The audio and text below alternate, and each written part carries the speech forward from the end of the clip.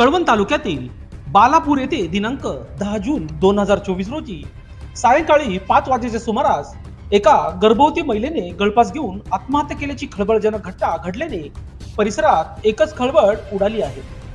त्याबाबत पोलिसांच्या माहितीनुसार सविस्तर असे मंदा मंगेश पवार, वय वर्ष 22, राहणार बालापूर, तालुका कळवण, जिल्हा नाशिक, या विवाहित गर्भवती महिलेने गावातील राहत्या घरी लोखंडी अँगलला गळफास घेऊन आपली जीवनयात्रा संपवली आहे।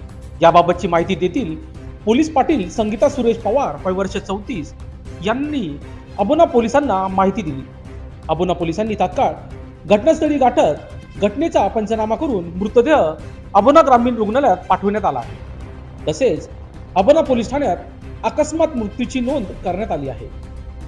या घटनेची माहिती मैताचे माहेर अबोना येथील कुटुंबियांना कळताच त्यांनी मोठ्या संख्येने